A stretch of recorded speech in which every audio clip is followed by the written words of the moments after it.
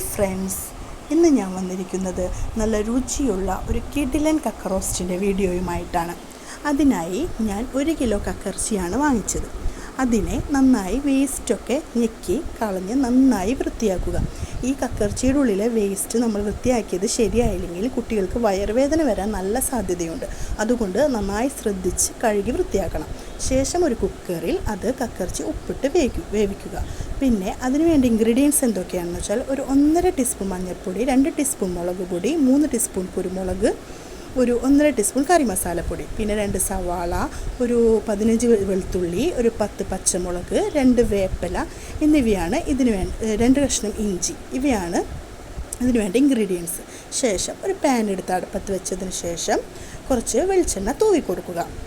അതിനുശേഷം നമ്മൾ മാറ്റി വെച്ചിരുന്ന 2 സവാള ചെറുതായി കട്ട് ചെയ്തത് പാനിലേക്ക് ഇട്ട് കൊടുക്കുക.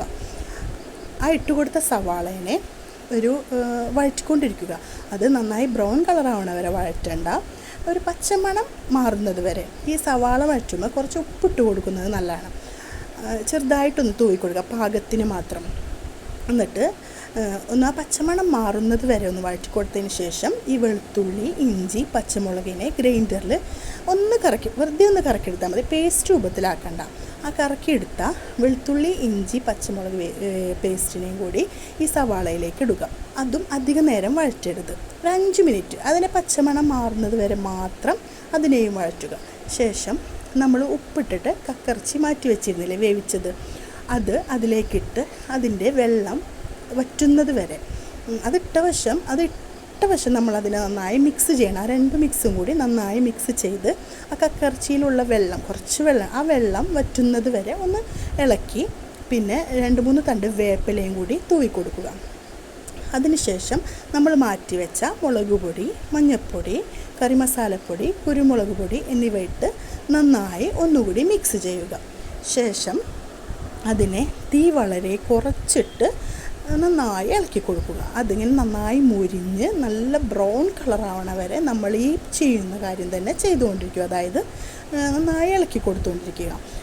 അത് നമ്മൾ നന്നായി തീ കുറച്ചിട്ടിട്ട് വേണം ഇളക്കുന്നതിന്, അല്ലെങ്കിൽ അത് അടി പിടിക്കുകയൊക്കെ ചെയ്യും. പിന്നെ ടേസ്റ്റി ആയിട്ട് നമുക്ക് കിട്ടണമെങ്കിൽ ശരിക്കും തീ കുറച്ചിട്ട് നന്നായി അതിനെ ഇങ്ങനെ ഇളക്കി കൊടുത്ത് നല്ല മുരിഞ്ഞ് നല്ലൊരു ബ്രൗൺ കളറാവണ വരെ അതിനെ മുരിയിപ്പിച്ചെടുക്കുക.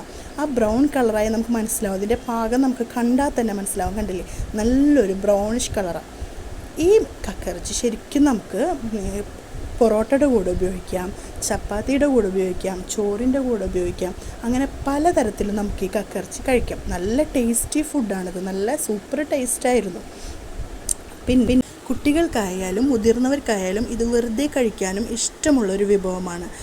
കണ്ടോ, നല്ല മൊരിഞ്ഞ് നല്ല ബ്രൗൺ കളറിലിരിക്കുമ്പോൾ അത് കാണുമ്പോൾ തന്നെ നമുക്ക് തിന്നാൻ ഒരു ഇഷ്ടം തോന്നും. പിന്നെ ഈ ഫുഡ് ശരിക്കും ഈ കക്കയിറച്ചി എന്ന് വെച്ചാൽ നമുക്ക് നന്നായി പ്രോട്ടീനുള്ളൊരു വിഭവമാണ്. നന്നായി പ്രോട്ടീൻ ഉണ്ട്. പിന്നെ അതിൽ വിറ്റാമിൻ B12 അടങ്ങിയിട്ടുണ്ട്. വിറ്റാമിൻ B12 അടങ്ങിയെന്ന് പറഞ്ഞാൽ നമ്മുടെ ബ്രെയിൻ ഫങ്ഷനൊക്കെ അത് ഏറ്റവും ബെസ്റ്റാണ്. പിന്നെ omega-3 ഫാറ്റി ആസിഡ് ഉണ്ട്. ഈ omega-3 ഫാറ്റി ആസിഡ് എന്ന് പറഞ്ഞാൽ മീൻ ഗുളികയാണ്.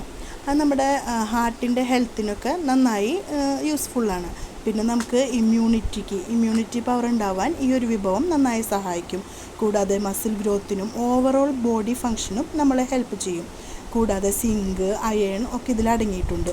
പിന്നെ നമ്മുടെ ബ്ലഡ് പ്രഷർ മെയിൻറ്റെയിൻ ചെയ്യാനും ഇത് നമുക്ക് ഉപകാരപ്പെടും.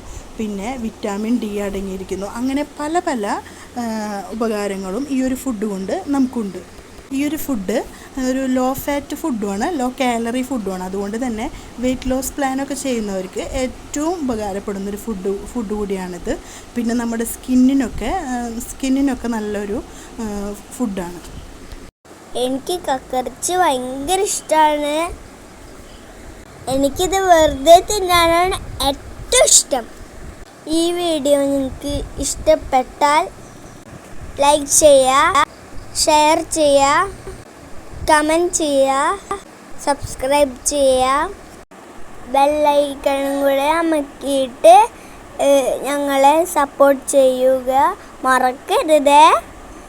ഞങ്ങൾ പുതിയ വീഡിയോയുമായിട്ട് വരും വരെ കാത്തിരിക്കൂ. എന്നാ ശരി, ഓക്കെ, ബൈ.